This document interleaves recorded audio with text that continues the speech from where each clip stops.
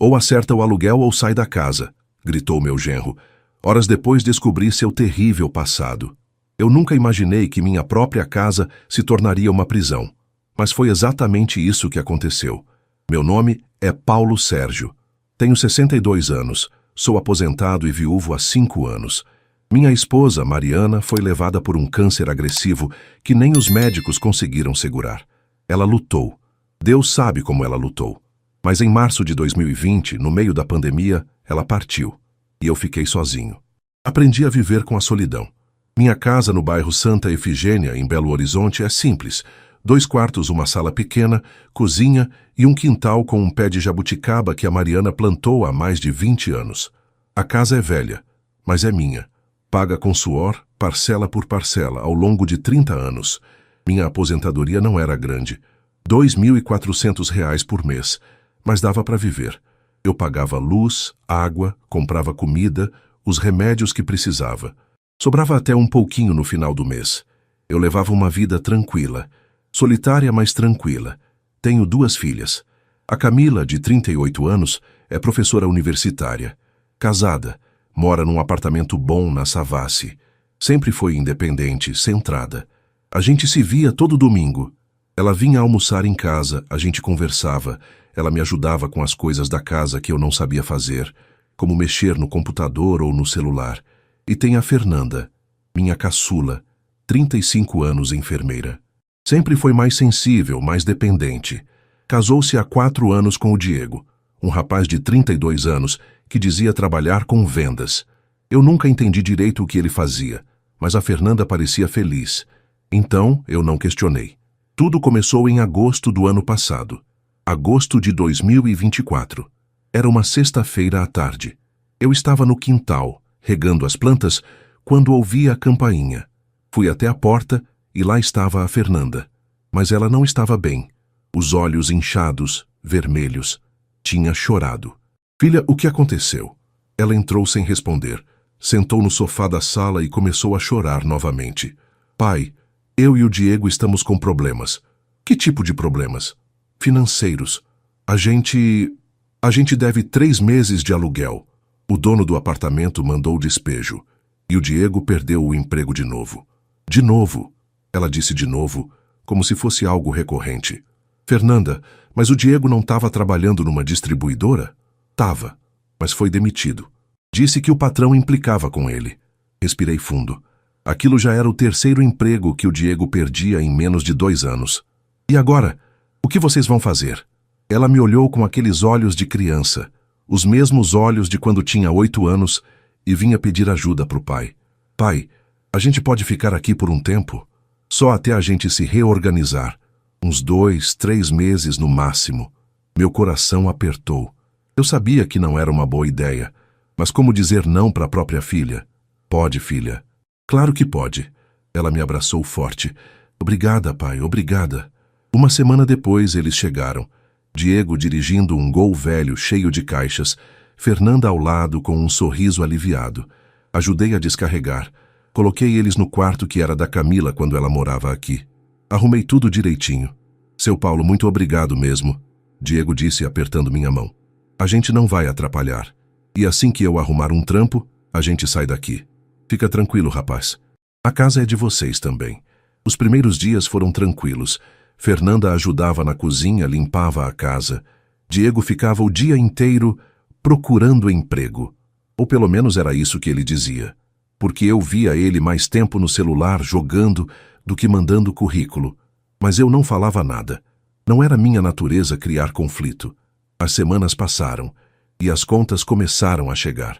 A conta de luz, que sempre foi em torno de R$ 120, veio 280.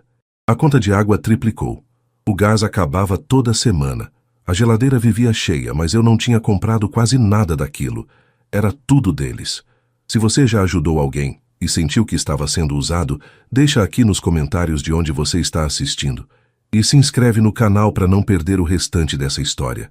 Fui aguentando, apertando aqui, cortando ali. Parei de comprar carne todo dia. Passei a comer mais ovo, mais macarrão, coisas baratas. Chegou novembro, e foi quando tudo piorou. Eu comecei a sentir tontura, falta de ar, Fui ao posto de saúde. O médico mediu minha pressão. 18/11. Perigoso.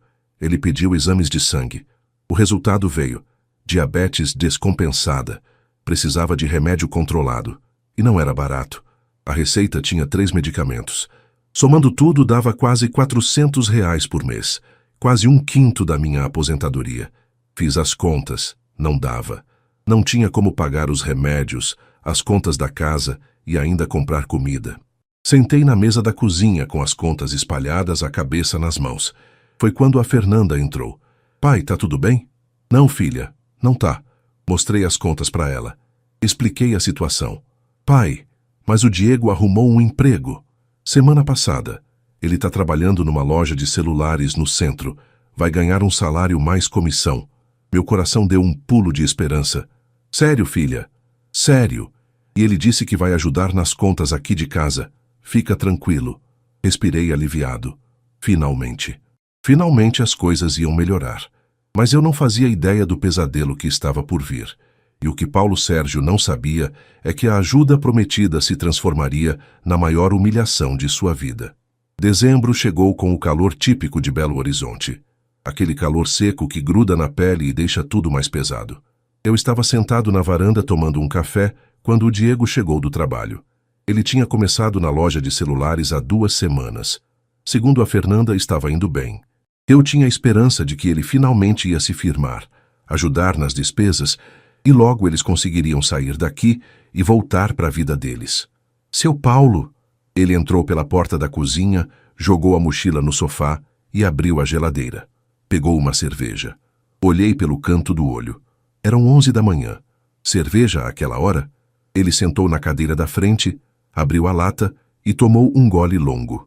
Dia cansativo? Perguntei, tentando ser gentil. Sempre, seu Paulo. Trabalhar com público é osso. Imagino.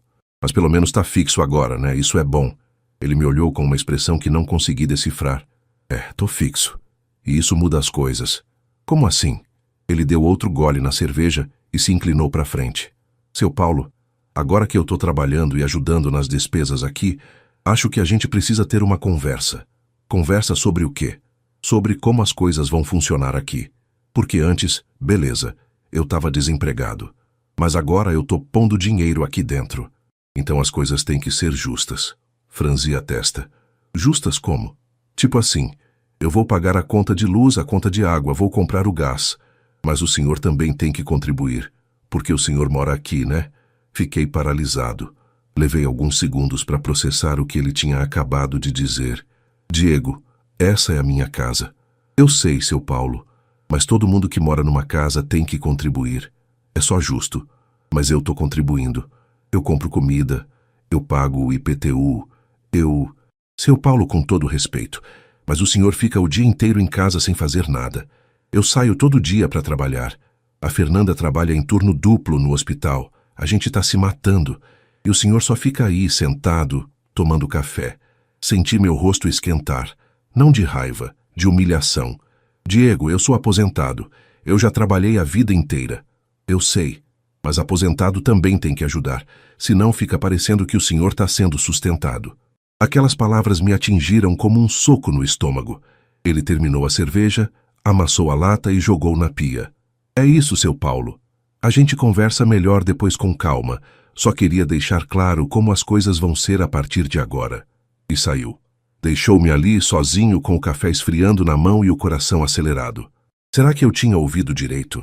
Será que ele tinha realmente me dito que eu, na minha própria casa, tinha que contribuir porque estava sendo sustentado?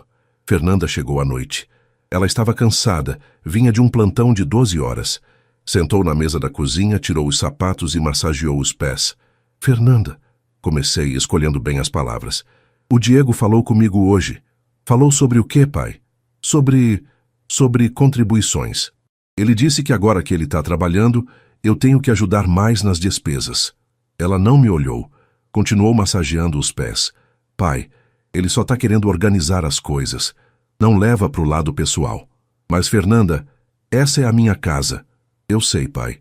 Mas vocês morando juntos é bom ter as coisas claras, né? Para não ter confusão depois. Eu não acreditava no que estava ouvindo. Minha própria filha estava defendendo aquilo. Fernanda, eu não tenho dinheiro para contribuir mais do que já contribuo. Meus remédios estão caros. As contas triplicaram desde que vocês chegaram. Eu já tô no limite. Ela suspirou, irritada. Pai, todo mundo tá no limite.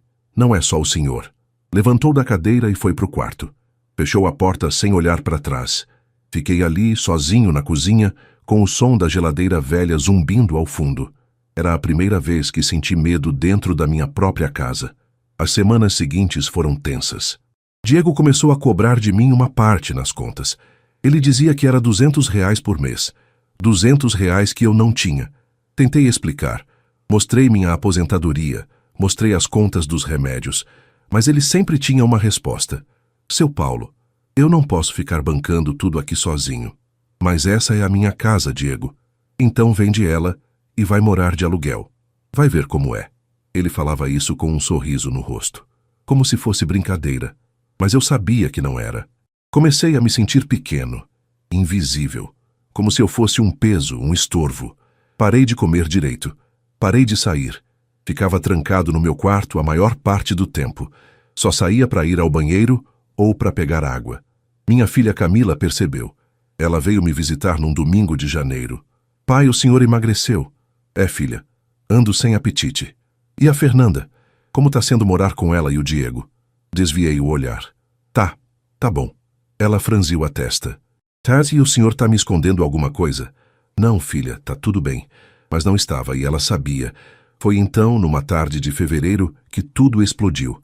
Eu estava na sala assistindo televisão quando o Diego chegou. Ele vinha de cara fechada. Jogou a mochila no chão com força. Seu Paulo, a gente precisa conversar, agora. O que foi, Diego? Cadê os R$ 200 desse mês? Diego, eu já te expliquei. Eu não tenho. Como não tem? O senhor recebe a aposentadoria todo mês. E eu gasto com comida, com remédio, com... Chega de desculpa, ele gritou. Levantei da cadeira, assustado. Ou o senhor acerta o aluguel, ou o senhor sai dessa casa. Fiquei paralisado. Aluguel? Diego, essa casa é minha. Não interessa. Eu tô pagando as contas aqui, eu que tô segurando essa casa. E se o senhor não consegue contribuir, então sai. Senti minhas pernas tremerem. Diego, eu não quero mais desculpa, seu Paulo. Ou paga ou sai. Foi nesse momento que alguém bateu na porta. Diego parou de gritar. Eu estava tremendo. Fui até a porta e abri. Era minha irmã, Lúcia. E a expressão no rosto dela me disse que ela tinha ouvido tudo. Paulo Sérgio estava prestes a descobrir que sua irmã seria a salvação que ele tanto precisava. Mas o que ela faria mudaria tudo. Lúcia estava parada na porta, com uma sacola de compras na mão e o rosto tenso. Ela tinha 65 anos, 3 a mais que eu, mas sempre pareceu mais nova. Cabelo bem cuidado, roupa elegante, postura ereta. Minha irmã tinha casado bem. O marido dela, Antônio Carlos, era dono de uma rede de lojas de materiais de construção em Belo Horizonte. Eles moravam num apartamento grande no bairro Lourdes. Mas mesmo com toda a diferença financeira entre a gente, Lúcia nunca me tratou com superioridade. Ela sempre foi minha irmã, minha protetora. Paulo?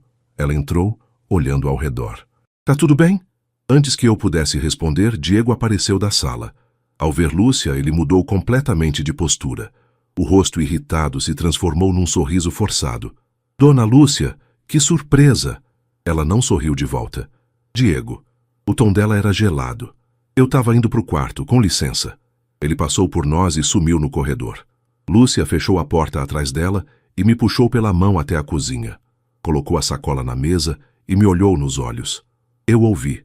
Ouvi ele gritando com você. Ouvi ele te ameaçando. Baixei a cabeça. Lúcia, Paulo, o que está acontecendo aqui? Senti meus olhos arderem. E pela primeira vez em meses, desabei. Contei tudo. Desde o dia que a Fernanda chegou pedindo ajuda até os gritos de hoje. Contei sobre as cobranças, sobre os R$ 200, sobre como eu estava me sentindo na minha própria casa. Lúcia ouviu em silêncio, e quando terminei, ela respirou fundo, contendo a raiva. Você vai sair daqui hoje. O quê? Hoje, Paulo. Você vai fazer suas malas e vai comigo. Você vai morar no apartamento que a gente tem na Savassi. Tá vazio, só usando para receber visita de vez em quando. Mas agora é seu. Lúcia, eu não posso... Pode sim, e vai. Porque se você ficar mais um dia aqui sendo humilhado, eu vou fazer algo que vou me arrepender. Ela não estava brincando. E a Fernanda? A Fernanda é adulta e escolheu o lado dela. Agora você vai escolher o seu. Fui para o meu quarto. Comecei a colocar minhas roupas numa mala velha. Minha mão tremia. Eu estava deixando minha casa. A casa que construí com a Mariana. A casa onde criei minhas filhas. Mas ao mesmo tempo, sentia um alívio. Fernanda chegou enquanto eu estava fechando a mala. Ela parou na porta do quarto, os olhos arregalados. Pai, o que o senhor está fazendo? Vou embora, Fernanda. Embora para onde? Para a casa da sua tia Lúcia. Ela ficou pálida. Pai, o senhor não pode fazer isso. Essa é a sua casa. É, mas eu não sou mais bem-vindo aqui. Pai, o Diego só estava estressado. Ele não quis dizer aquilo. Parei o que estava fazendo e olhei para ela. Fernanda, ele gritou comigo, me humilhou, me mandou pagar aluguel na minha própria casa. E você não fez nada. Você só ficou do lado dele. Pai, eu te criei, Fernanda. Te dei tudo. E quando eu precisei de vocês, vocês me trataram como um peso. Ela começou a chorar. Pai, por favor, não vá embora assim. Eu já decidi. Peguei a mala e passei por ela. Lúcia estava na sala de braços cruzados esperando. Vamos, Paulo. Diego apareceu na sala. O rosto dele estava diferente, preocupado. Seu Paulo, calma. Vamos conversar. Não tenho o que conversar, Diego. Eu vou embora. Mas e a casa? Lúcia respondeu por mim com um sorriso frio. A casa é do Paulo, e ele vai decidir o que fazer com ela. Se vocês vão continuar aqui ou não, isso é problema de vocês. Diego empalideceu. Saímos. Coloquei minha mala no carro da Lúcia, um Honda Civic prata. Entrei no banco do passageiro e olhei pela janela. Fernanda estava na porta, chorando. Diego ao lado dela, com as mãos nos bolsos. Lúcia deu a partida, e a gente foi embora. O apartamento na Savassi era lindo. 10º andar, 2 quartos, sala ampla, cozinha moderna. Tinha até uma varandinha com vista para a cidade. Era um mundo completamente diferente da minha casa simples em Santa Efigênia. Lúcia, eu não sei como agradecer. Não precisa agradecer, Paulo. Você é meu irmão. E ninguém vai tratar meu irmão daquele jeito. Ela me ajudou a arrumar minhas coisas. Colocou roupa de cama limpa, toalhas novas. Fez questão de encher a geladeira com comida. Amanhã a gente vai no médico. Você vai fazer um check-up completo. E eu vou pagar os seus remédios, todos eles. Lúcia, você não precisa... Eu preciso. E eu quero. Então aceita. Aquela noite, dormi numa cama confortável com travesseiro macio e cobertor quentinho. Mas não consegui relaxar completamente. Ficava pensando na Fernanda, no Diego, em como tinha chegado àquele ponto. Será que eu tinha feito a coisa certa? Mas quando acordei no dia seguinte, com o sol entrando pela janela e o cheiro de café fresco que a Lúcia tinha preparado, eu soube que sim. Pela primeira vez em meses eu estava em paz. Mas Paulo Sérgio não fazia ideia de que o pior e a maior revelação ainda estavam por vir. Passaram-se 2 semanas desde que saí da minha casa. 2 semanas de silêncio. A Fernanda não ligou, não mandou mensagem, nada. A Camila, minha filha mais velha, ia me visitar todo dia no apartamento. Ela ficou indignada quando soube de tudo. Pai, eu sempre desconfiei do Diego. Sempre achei ele estranho. Mas a Fernanda é cega. Ela é apaixonada, filha. Amor cega mesmo. Amor não justifica abuso, pai. Eu sabia que ela estava certa. Mas ainda doía. Doía saber que minha filha tinha escolhido um homem que me humilhava ao invés de me defender. Era uma terça-feira quando recebi a ligação. Número desconhecido, atendi. Alô? Seu Paulo? É o Diego. Meu corpo todo ficou tenso. O que você quer, Diego? Seu Paulo, a gente precisa conversar. Sobre a casa. O que tem a casa? É que, olha, eu perdi o emprego. Não consegui segurar o sarcasmo. De novo? Foi. E eu e a Fernanda tamo apertado aqui. As contas estão chegando e a gente não tem como pagar. E o que você quer que eu faça? Eu queria saber se o senhor pode ajudar. Tipo, pagar a conta de luz esse mês. E a de água também. Fiquei em silêncio, processando a audácia. Diego, você me expulsou da minha própria casa. Não, seu Paulo. Eu só... Você gritou comigo, mandou eu pagar aluguel. E agora tá pedindo ajuda? Ele ficou quieto do outro lado. Seu Paulo, eu sei que eu exagerei. Mas eu estava estressado. Trabalho estava pesado. Mas agora eu preciso de ajuda. Então pede ajuda para sua família, não para mim. Minha família não fala mais comigo, seu Paulo. Claro que não. Diego, eu não vou te ajudar. Não depois do que você fez. Mas, seu Paulo, a Fernanda está aqui comigo. Ela é sua filha. E onde ela estava quando você me humilhava? Ela fez a escolha dela. Seu Paulo, o senhor é um homem de Deus. O senhor não pode fazer isso com a gente. Aquilo me irritou. Não usa Deus para me manipular, Diego. Você sabe muito bem o que você fez. E desliguei. Fiquei ali sentado no sofá com o celular na mão. Meu coração batia forte, mas eu sabia que tinha feito a coisa certa. Alguns dias depois, Lúcia apareceu no apartamento. Ela tinha ido resolver uns assuntos com o marido e passou para me ver. Mas quando entrou, eu percebi que algo estava errado. Ela estava séria. Paulo, senta. Preciso te contar uma coisa. O que foi? É sobre o Diego. Meu estômago revirou. O que tem ele? Ela respirou fundo.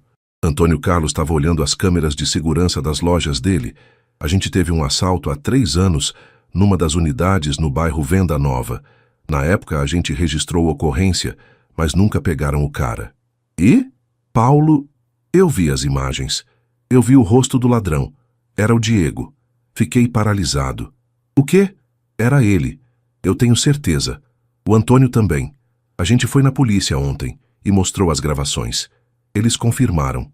É ele. Senti o chão sumir debaixo dos meus pés. Lúcia, você tem certeza? Absoluta. E a Fernanda?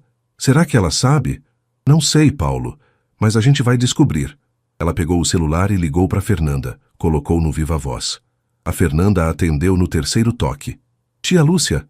Fernanda, onde você tá? Em casa. Por quê? Sozinha? O Diego foi na padaria. Mas volta já. O que está acontecendo? Fernanda, eu preciso te fazer uma pergunta. E eu quero que você responda com sinceridade. Houve uma pausa. Tá, pode perguntar. Você sabia que o Diego tem passagem pela polícia? Silêncio. Fernanda? Tia, eu não posso falar sobre isso agora. Fernanda, responde. Você sabia? Mais silêncio. E então, com a voz trêmula.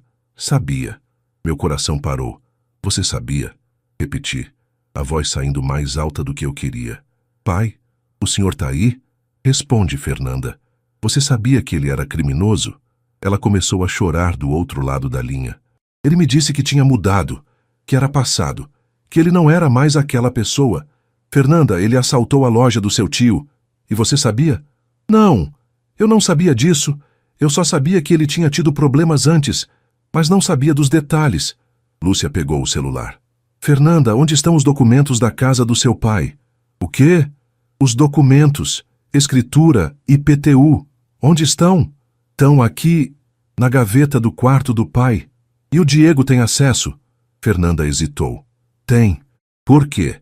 Porque ele está planejando algo, Fernanda, e você precisa tirar esses documentos daí agora. Tia, do que a senhora está falando? Seu marido é um golpista, Fernanda, e ele está usando você para dar um golpe no seu pai. Fernanda começou a gritar. Isso não é verdade. É sim, e você vai ter que decidir de que lado você tá. Lúcia desligou o telefone. Ficamos ali, em silêncio. O peso da revelação caindo sobre nós. Minha filha sabia, ela sabia, e mesmo assim escolheu aquele homem. E a verdade completa estava prestes a vir à tona de uma forma que ninguém esperava.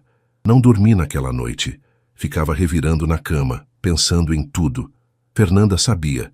Ela sempre soube que Diego tinha um passado criminoso e, mesmo assim, trouxe ele para dentro da minha casa. Me colocou em risco, me usou. Na manhã seguinte, Lúcia apareceu cedo com Antônio Carlos. Ele era um homem alto, de ombros largos, cabelo grisalho. Sempre foi sério, mas justo. Respeitava a família. Paulo, ele me cumprimentou com um aperto de mão firme.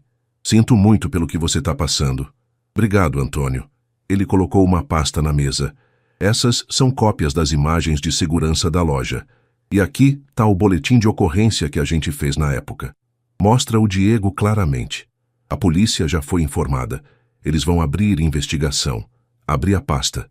Lá estava ele, Diego, numa foto de câmera de segurança, com capuz, mas o rosto visível. pegando produtos, ameaçando o funcionário com uma faca. Fugindo. Era ele. Sem dúvida nenhuma. Antônio, você acha que a Fernanda está envolvida nisso? Ele hesitou. Sinceramente, eu acho que ela foi manipulada, mas ela sabia de coisas que não deveria ter escondido. Lúcia se sentou ao meu lado. Paulo, a gente precisa ir na sua casa, hoje, agora, e pegar esses documentos antes que o Diego faça alguma besteira com eles. Mas como? Eles estão lá. Então a gente vai com a polícia. E foi exatamente isso que fizemos. 2 horas depois estávamos na frente da minha casa. 2 policiais nos acompanhavam. Um carro da polícia parado na rua chamava a atenção. Os vizinhos olhavam pelas janelas. Lúcia tocou a campainha. Fernanda abriu a porta. Os olhos dela estavam inchados. Tinha chorado a noite inteira. Tia, cadê o Diego? Lúcia perguntou direta. Ele saiu. Disse que ia resolver umas coisas. Um dos policiais se adiantou. Senhora Fernanda, a gente precisa entrar. Temos um mandado de busca. Ela ficou pálida, mas abriu a porta. Entramos. A casa estava uma bagunça. Roupa espalhada, louça suja na pia, cheiro de cigarro no ar. Meu coração apertou vendo minha casa naquele estado. Os documentos da casa estão onde? Lúcia perguntou. Fernanda apontou para o quarto. Na gaveta, fomos até lá. Abri a gaveta, vazia. Cadê? Fernanda começou a tremer. Eu não sei. Estavam aqui ontem. Fernanda! Gritei. Cadê os documentos? Ela desabou no chão, chorando. O Diego levou. Ele levou tudo de manhã cedo, disse que ia resolver uma coisa. Eu perguntei o que era e ele me mandou calar a boca. Os policiais se entreolharam. A gente precisa localizar esse homem, agora. Um deles pegou o rádio e chamou o reforço. Passaram a descrição do Diego, o carro que ele dirigia. Enquanto isso, sentei no sofá ao lado de Fernanda. Ela chorava compulsivamente. Pai, eu sinto muito. Eu sinto tanto. Por que você fez isso, Fernanda? Por que você deixou esse homem me tratar daquele jeito? Porque eu tinha medo, pai. Eu tinha medo dele. Medo de quê? Ele me ameaçava. Dizia que se eu contasse alguma coisa ele ia sumir, que ia me deixar sozinha. E eu tinha vergonha. Vergonha de admitir que tinha casado com a pessoa errada. Meu coração se partiu. Fernanda, você deveria ter me contado. Eu sei, pai. Eu sei. Mas agora é tarde demais. Lúcia se aproximou. Não é tarde. Ainda dá para consertar. Mas você precisa cooperar. Você precisa contar tudo o que sabe. Fernanda limpou as lágrimas e respirou fundo. O Diego, ele estava planejando usar a casa do pai como garantia num empréstimo. Ele conhece um agiota. Ia pegar 50 mil reais emprestado. E se não pagasse, o agiota ficaria com a casa. Como? Gritei.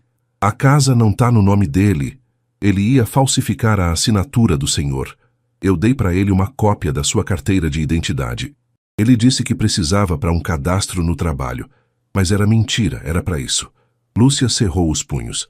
Fernanda, você é cúmplice. Você sabe disso, né? Ela assentiu, chorando. Eu sei. E eu mereço tudo que vier. Um dos policiais recebeu uma mensagem no rádio.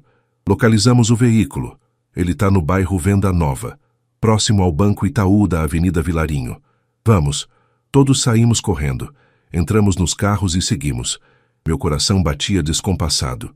Fernanda foi junto no banco de trás do carro da polícia. Chegamos ao local em 15 minutos. E lá estava o Gol velho do Diego, estacionado. Ele estava dentro do carro, mexendo no celular. Os policiais se aproximaram, cercaram o veículo. Saia do carro, com as mãos para cima.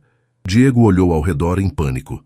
Tentou dar a partida, mas um dos policiais já tinha bloqueado o carro por trás com a viatura.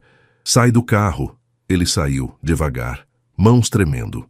E foi aí que vi a pasta no banco do passageiro. Meus documentos. Os policiais algemaram Diego. Ele gritava. Eu não fiz nada. Eu só peguei os documentos porque são meus também. Eu moro lá. Você não mora mais. Um policial respondeu. E você vai responder por tentativa de estelionato, falsificação de documento e roubo. Diego foi colocado na viatura. Ele me olhou, com ódio nos olhos. Isso é sua culpa, velho. Você que estragou tudo. Não respondi. Só fiquei olhando ele ser levado. Um dos policiais me entregou a pasta. Senhor Paulo, aqui estão seus documentos, todos intactos. Obrigado. Voltamos para casa. Fernanda estava em silêncio no banco de trás. Quando chegamos, ela desceu e se virou para mim. Pai, o que vai acontecer comigo agora? Respirei fundo. Não sei, Fernanda, mas você vai ter que responder pelas suas escolhas. Ela assentiu e entrou na casa. Lúcia me abraçou. Acabou, Paulo. Acabou. E pela primeira vez em semanas, senti que sim, tinha acabado. Mas a história de Paulo Sérgio ainda tinha mais um capítulo. O capítulo da reconstrução. Os dias que se seguiram foram estranhos. Diego foi preso em flagrante. A polícia encontrou no celular dele conversas com um agiota, confirmando o plano de usar minha casa como garantia em um empréstimo fraudulento. Fernanda foi chamada para depor. Ela confessou tudo. Disse que sabia do plano, mas que tinha medo de denunciar. O delegado deixou claro. Ela seria investigada como cúmplice. Voltei para minha casa. Mas ela não parecia mais minha. Tudo estava diferente. Bagunçado. Sujo. Com o cheiro deles impregnado nas paredes. Lúcia e Antônio Carlos me ajudaram a limpar. Camila também. Passamos 2 dias inteiros lavando, organizando, jogando fora as coisas que eles tinham deixado. Pai, o senhor tem certeza que quer voltar para cá? Camila perguntou enquanto lavava o chão da cozinha. Tenho, filha. Essa é a minha casa. A casa que eu construí com sua mãe. Não vou deixar que esse homem me tire isso também. Ela sorriu, orgulhosa. Então vamos deixar tudo perfeito. Fernanda não apareceu. Ela tinha ido morar temporariamente com uma amiga, já que não podia mais ficar na minha casa. Ela me ligou uma vez, chorando, pedindo desculpas. Mas eu não consegui falar muito. A dor ainda estava fresca. Uma semana depois da prisão de Diego, recebi uma ligação do advogado de defesa dele. Um homem jovem, de voz firme. Senhor Paulo, meu nome é Dr. Henrique. Eu represento Diego Alves. Gostaria de marcar uma reunião com o senhor. Para quê? Para tentar um acordo. O Diego está disposto a se retratar publicamente e pedir perdão em troca de uma pena reduzida. Não me interessa. Senhor Paulo, o senhor não quer ouvir o que ele tem a dizer? Não, ele me humilhou. Tentou roubar minha casa e manipulou minha filha. Não tem acordo. Mas, senhor... Tchau, doutor. Desliguei. Lúcia, que estava comigo na sala, bateu palma. Muito bem, Paulo. Esse tipo de gente não merece piedade. Eu só quero que a justiça seja feita, Lúcia. Nada mais. E foi exatamente o que aconteceu. No dia 15 de março, houve a audiência preliminar. Eu fui chamado como testemunha. Camila e Lúcia me acompanharam. Fernanda também estava lá, mas sentada do outro lado da sala com o rosto abaixado. Diego entrou algemado. Ele tinha emagrecido, o rosto pálido. Olhou para mim uma vez. Eu não desviei o olhar. O juiz leu as acusações. Tentativa de estelionato, falsificação de documento, ameaça e roubo. Perguntou como Diego se declarava. Inocente, excelência. O advogado respondeu. Inocente, depois de tudo. Mas as provas eram claras. As conversas no celular, as gravações da loja, o depoimento da Fernanda. Tudo apontava para ele. O juiz marcou a data do julgamento para dali a 2 meses. Diego foi levado de volta para a cadeia. Quando saímos do fórum, Fernanda veio até mim. Pai, a gente pode conversar? Olhei para ela. Minha filha, que um dia eu carreguei no colo, que eu ensinei a andar, a ler, a sonhar. Pode falar. Eu queria pedir desculpa. De novo, eu sei que já pedi antes, mas eu preciso que o senhor saiba que eu me arrependo muito. Eu fui fraca, eu fui covarde. E eu deixei que ele fizesse aquilo com o senhor. Fernanda, você não só deixou, você ajudou. Ela começou a chorar. Eu sei, e eu vou viver com isso pro resto da vida. Mas eu queria que o senhor soubesse que eu ainda amo o senhor, e que eu entendo se o senhor nunca mais quiser falar comigo. Respirei fundo. Fernanda, eu te amo. Você é minha filha. Mas agora não é hora de conversar. Você precisa resolver sua vida, responder pelo que fez. E quando tudo isso passar, a gente vê como fica. Ela assentiu, limpando as lágrimas. Obrigada, pai, por não desistir de mim. Ela foi embora. Fiquei olhando ela se afastar. Camila colocou a mão no meu ombro. O senhor fez a coisa certa, pai. Espero que sim, filha.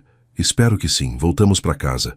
E naquela noite, sozinho na minha cama, olhando para o teto, pensei em tudo que tinha acontecido, em como minha vida tinha virado de cabeça para baixo, em como eu tinha quase perdido tudo. Mas não perdi, porque eu tive coragem de dizer não, de colocar limites, de buscar justiça, e isso, no fim das contas, era o que importava. Mas a jornada de Paulo Sérgio ainda não tinha terminado.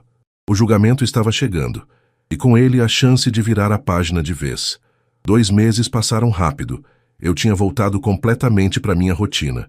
Minha casa estava limpa, organizada, cheirando a lar novamente. Voltei a cuidar do quintal. O pé de jabuticaba estava carregado. Colhi os frutos e fiz geleia, como a Mariana fazia. Lúcia e Antônio Carlos me visitavam toda semana. Camila ia almoçar comigo todo domingo. A vida estava voltando ao normal, mas tinha uma nuvem pairando. O julgamento. Era dia 18 de maio, uma terça-feira, o dia marcado para o julgamento de Diego. Acordei cedo. Vesti minha melhor roupa, uma calça social, camisa branca e sapato engraxado. Lúcia passou para me buscar às 7 da manhã. Preparado? Ela perguntou. Preparado. Chegamos ao fórum às 8. A sala já estava cheia, jornalistas, curiosos, familiares. O caso tinha ganhado repercussão. Genro tenta roubar casa do sogro idoso. A manchete tinha saído em vários jornais de Belo Horizonte. Camila estava lá. Sentou ao meu lado. Fernanda também estava, mais longe, num canto, sozinha. Ela tinha prestado depoimento como testemunha e possível cúmplice. O Ministério Público ainda estava decidindo se ia acusá-la formalmente ou não. Diego entrou, dessa vez sem algemas, mas escoltado por 2 policiais. Ele vestia uma roupa simples, cara abatida. Sentou ao lado do advogado dele. O juiz entrou. Todos se levantaram. Podem sentar. Vamos dar início ao julgamento do réu Diego Alves dos Santos, acusado de tentativa de estelionato, falsificação de documento e ameaça. O promotor começou. Apresentou todas as provas. As conversas no celular com o agiota. As cópias dos documentos falsificados que Diego tinha tentado usar. As gravações das câmeras da loja que Antônio Carlos tinha fornecido. Depois, foi minha vez de depor. Senhor Paulo Sérgio, o senhor pode contar com suas próprias palavras o que aconteceu? Respirei fundo e comecei. Contei desde o dia que Fernanda e Diego vieram morar comigo. Contei sobre as humilhações, sobre as cobranças, sobre o grito ou acerta o aluguel ou sai da casa. Contei sobre a descoberta do plano de usar minha casa como garantia num empréstimo fraudulento. Enquanto eu falava, sentia minha voz tremer, não de medo, mas de indignação, de dor. Quando terminei, o promotor perguntou: "E como o senhor se sentiu, senhor Paulo?" Me senti traído, humilhado. Na minha própria casa, eu abri minha porta para ajudar minha filha e fui tratado como um estorvo. Obrigado, senhor Paulo. Voltei para o meu lugar. Camila segurou minha mão. O advogado de defesa tentou desqualificar meu depoimento. Disse que eu era um idoso confuso, que poderia ter entendido errado. Mas o promotor rebateu com as provas. E provas não mentem. Depois foi a vez de Fernanda depor. Ela subiu ao banco das testemunhas tremendo. "Senhora Fernanda, a senhora sabia do plano do seu marido?" Ela hesitou. Depois, com a voz baixa: "Sabia. E por que não denunciou?" "Porque eu tinha medo. Ele me ameaçava. Dizia que se eu contasse, ele ia embora e eu ia ficar sozinha." "A senhora participou ativamente do plano?" "Não. Mas eu dei a ele uma cópia da identidade do meu pai. Eu não sabia para que era, mas deveria ter desconfiado." "Obrigado." O advogado de Diego tentou fazer ela voltar atrás, mas Fernanda manteve o depoimento. Depois de horas de julgamento, o juiz pediu um intervalo para deliberar. Ficamos esperando por quase 2 horas. Eu estava cansado, exausto emocionalmente. Finalmente, o juiz voltou. Bateu o martelo e leu a sentença. Considerando as provas apresentadas, as testemunhas ouvidas e a gravidade dos fatos, condeno o réu Diego Alves dos Santos a 4 anos de reclusão em regime fechado pelos crimes de tentativa de estelionato e falsificação de documento. Além disso, fica proibido de se aproximar da vítima, senhor Paulo Sérgio, num raio de 500 metros pelos próximos 10 anos. Diego abaixou a cabeça. Quanto à senhora Fernanda, considerando que ela cooperou com a justiça e demonstrou arrependimento, o Ministério Público decidiu não apresentar denúncia formal, mas fica registrado o seu envolvimento como circunstância agravante no processo. Fernanda chorou. O juiz bateu o martelo novamente. Está encerrado. Diego foi levado. Fernanda saiu correndo da sala. Eu fiquei ali, sentado, processando tudo. Justiça tinha sido feita. Lúcia me abraçou. Acabou, Paulo. Você conseguiu. Consegui. Mas não tô feliz, Lúcia. Tô aliviado. Mas não feliz. Eu sei, mas agora você pode seguir em frente. Saímos do fórum. O sol estava forte. Belo Horizonte estava movimentada, barulhenta, viva. Eu respirei fundo, senti o ar entrando nos pulmões. E pela primeira vez em meses, senti que podia respirar de verdade. Paulo Sérgio tinha vencido, mas agora vinha a parte mais difícil, reconstruir os laços quebrados com sua filha. 3 semanas se passaram desde o julgamento. Diego estava cumprindo pena numa penitenciária em Ribeirão das Neves, região metropolitana de Belo Horizonte. Fernanda tinha voltado a trabalhar, morava sozinha num apartamento alugado pequeno no bairro Cachoeirinha. Ela não tinha me procurado desde o dia do julgamento. Até que numa tarde de sábado, ela apareceu na minha porta.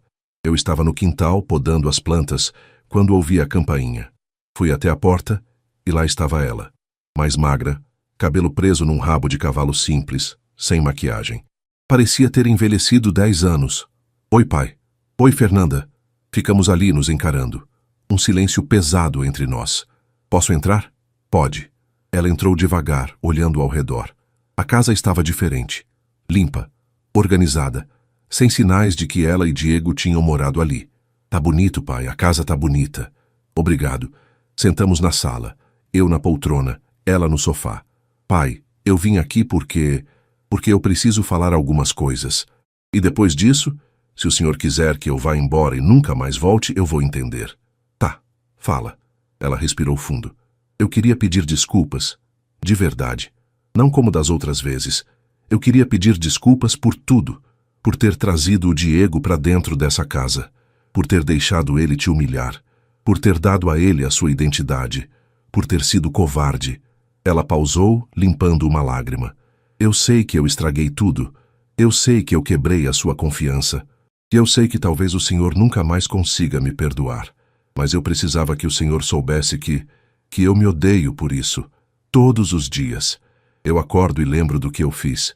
E eu não consigo me olhar no espelho. Fiquei em silêncio. Deixei ela terminar. Eu fui burra, pai. Burra e cega. Eu me apaixonei por um homem que nunca me amou de verdade. Ele só queria usar a gente. E eu deixei. Porque eu tinha medo de ficar sozinha. Porque eu achei que ninguém mais ia me querer. E no fim, eu perdi a única pessoa que sempre me amou de verdade. O Senhor. Ela colocou o rosto nas mãos e chorou. Um choro profundo, de arrependimento real. Levantei da poltrona e sentei ao lado dela no sofá. Coloquei a mão no ombro dela. Fernanda, olha para mim. Ela levantou o rosto, os olhos vermelhos. Eu te perdoo. Ela arregalou os olhos. O quê? Eu te perdoo.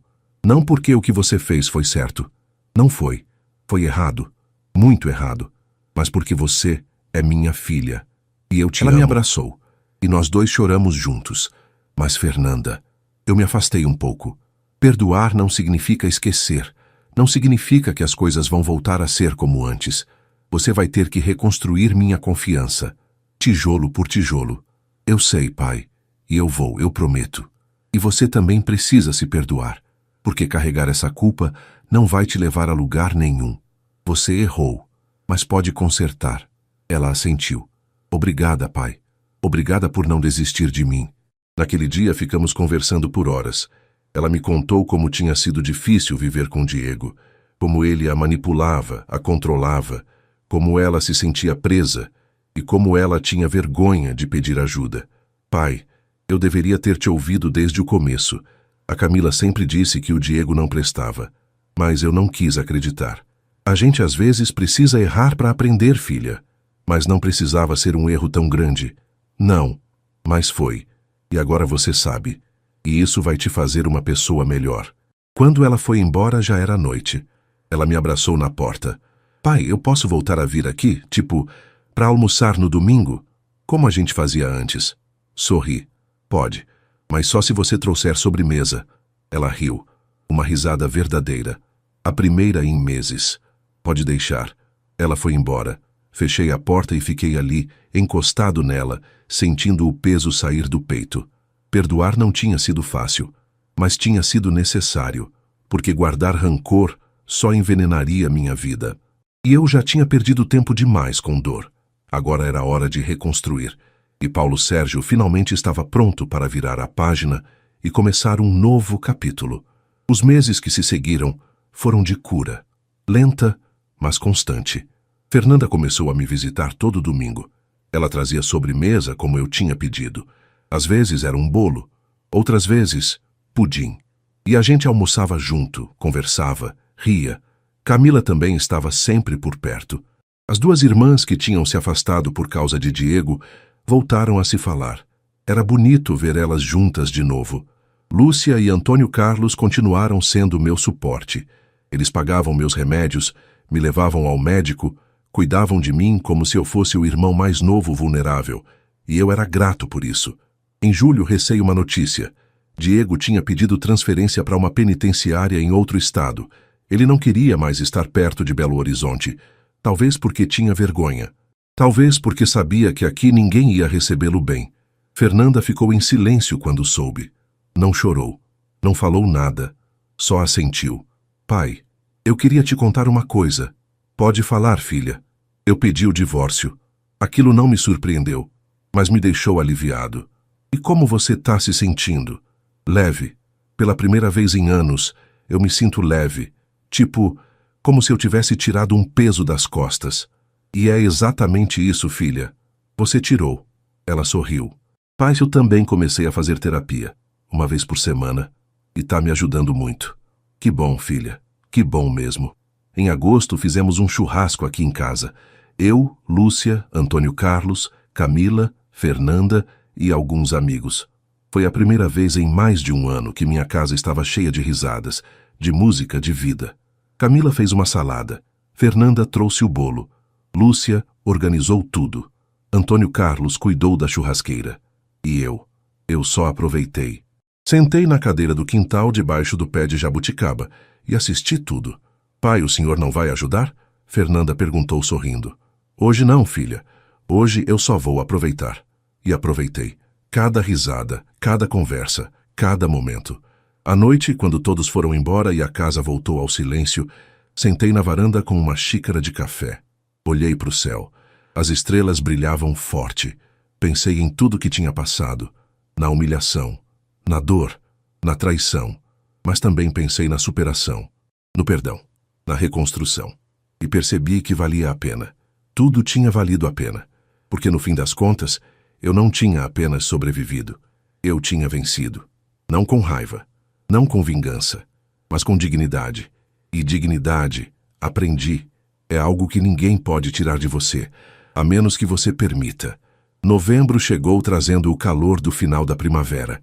As jabuticabas no quintal estavam maduras, caindo no chão e manchando a grama de roxo. Eu passava as manhãs colhendo os frutos, fazendo geleia como a Mariana me ensinou. Minha vida tinha encontrado um ritmo novo, um ritmo de paz. Era um sábado de manhã quando Fernanda apareceu sem avisar. Ela tinha uma chave da casa.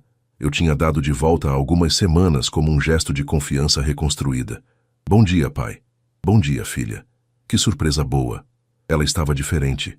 O rosto mais leve, menos cansado. Tinha cortado o cabelo. Estava com um corte mais moderno. E sorria. Um sorriso verdadeiro.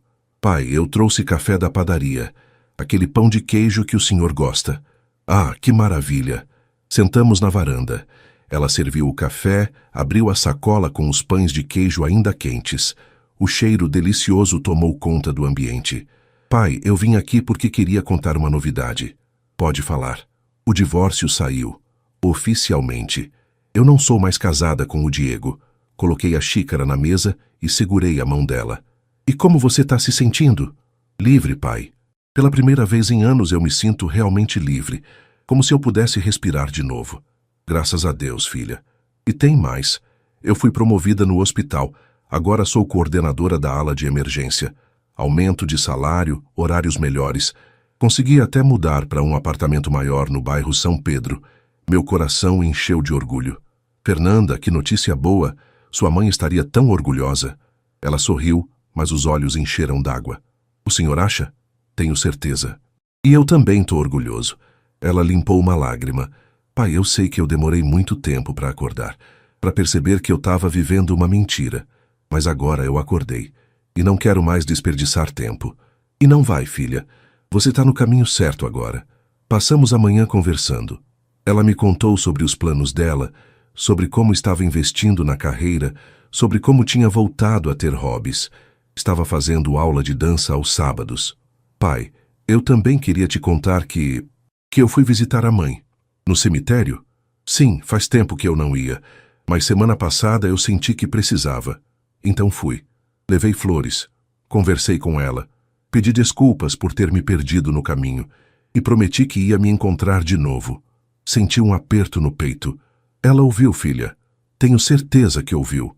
Eu também acho. Por volta do meio-dia, Camila apareceu. Ela tinha combinado de almoçar comigo, mas ficou surpresa ao ver a irmã ali. Fernanda, que bom te ver. As duas se abraçaram e foi naquele momento que percebi. Minhas filhas tinham voltado a ser irmãs. De verdade. Não apenas no sangue, mas no coração. Vamos almoçar juntos? Sugeri. Eu tenho frango no freezer, posso fazer um arroz, uma saladinha. Deixa que eu faço, pai, Camila disse.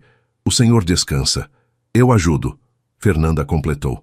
E as duas foram para a cozinha. Fiquei na sala, ouvindo elas conversarem, rirem. O som de panelas, de água corrente, de vida acontecendo. Fechei os olhos e agradeci. Agradeci por estar vivo, por ter saúde, por ter minhas filhas de volta, por ter minha dignidade intacta. Durante o almoço, Camila fez uma pergunta. Pai, o senhor já pensou no que vai fazer com a casa? Como assim? Se vai continuar morando aqui ou se vai aceitar a oferta da tia Lúcia de ficar no apartamento da Savassi? Eu tinha pensado nisso. Lúcia e Antônio Carlos tinham me oferecido o apartamento definitivamente. Era confortável, seguro, tinha elevador. O que seria bom para as minhas pernas, que já não eram mais as mesmas. Mas essa casa... Vou ficar aqui, respondi. Essa casa tem a história da sua mãe. Tem vocês crescendo. Tem memórias que eu não quero abandonar. E as memórias ruins? Do Diego? Fernanda perguntou baixinho. As memórias ruins eu já limpei, filha. Igual limpei a casa. O que ficou aqui agora é só o que importa. Amor e família. Fernanda sorriu e segurou minha mão. Depois do almoço, sentamos na varanda. Eu, Fernanda e Camila. Tomando café, comendo o bolo que Camila tinha trazido, conversando sobre amenidades. Pai, semana que vem é aniversário da mãe, né? Camila lembrou. É, dia 28. Ela faria 61. A gente podia ir no cemitério juntos, os três. Fernanda sugeriu. Eu adoraria isso, respondi. E ficamos ali, em silêncio, cada um perdido nos próprios pensamentos. Mas era um silêncio bom, de família reunida, de feridas cicatrizando. Quando o sol começou a se pôr, Camila e Fernanda se despediram. Elas tinham compromissos, mas prometeram voltar no domingo. Fiquei sozinho na varanda vendo o céu ficar alaranjado, depois rosa, depois roxo. As cigarras cantavam alto. O vento balançava as folhas do pé de jabuticaba. Peguei meu celular e abri a galeria de fotos.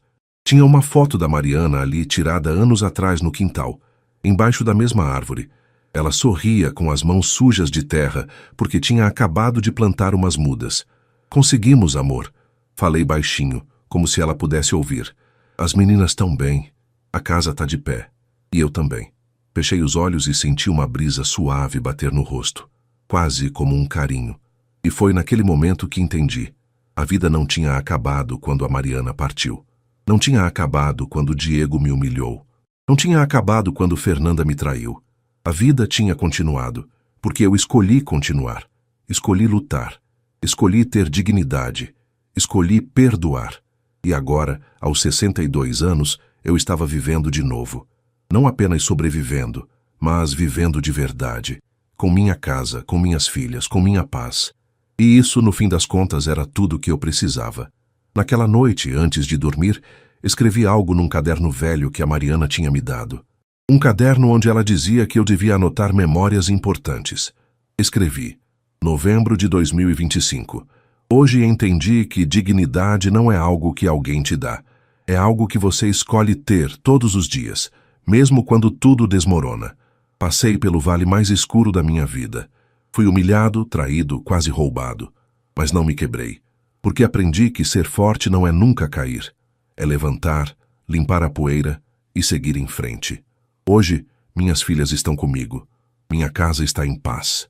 E eu finalmente estou em paz também. Obrigado, Mariana, por me ensinar a amar. Obrigado, Deus, por me dar forças. A vida continua. E eu também. Fechei o caderno, apaguei a luz e dormi. E pela primeira vez em muito tempo, sonhei. Sonhei com coisas boas, com risos, com recomeços, porque eu tinha aprendido a lição mais importante de todas. Enquanto há vida, há esperança. E enquanto há esperança, há futuro.